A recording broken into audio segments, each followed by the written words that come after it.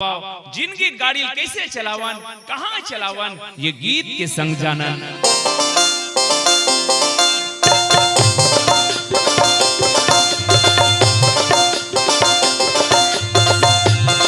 गाड़ी धीरे चला गाड़ी वाला रे, तुला राम दुआरी जाना है। गाड़ी धीरे चला गाड़ी वाला रे, तुला राम दुआरी जाना है। राम लखन यऊ सीता मैया के, राम लखन यऊ सीता मैया के दर्शन ला तोला पाना है। गाड़ी धीरे चला गाड़ी वाला रे, तुला राम दुआरी जाना है। गाड़ी धीरे चला गाड़ी वाला रे, तुला राम दुआरी जाना है।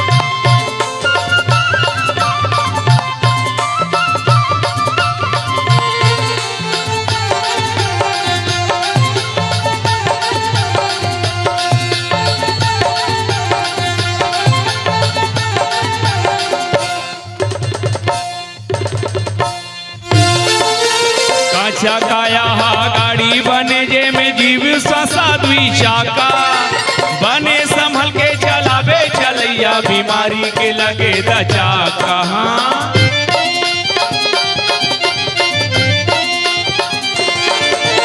काचा काया गाड़ी बने जे में जीव श्वासा दुई चाका, बने संभल के चलावे चलैया, बीमारी के लगे दचा। टूट के नहीं ते बिखर जहिए, टूट के नहीं ते बिखर जहिए, ठाठ एकर पुराना है। गाड़ी धीरे चला गाड़ी वाला रे, तुला राम दुआरी जाना है। गाड़ी धीरे चला गाड़ी वाला रे, तुला राम दुआरी जाना है।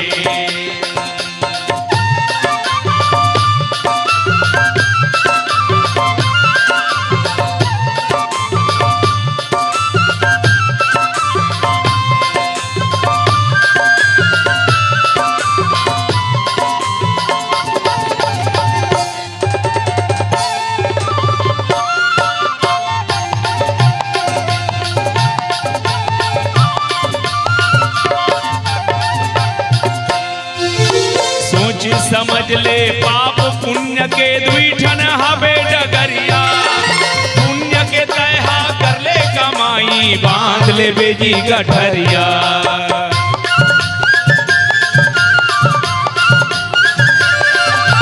सोची समझ ले पाप पुण्य के दुईठन हवे डगरिया, पुण्य के तयहा कर ले कमाई, बांध ले बेजी गठरिया।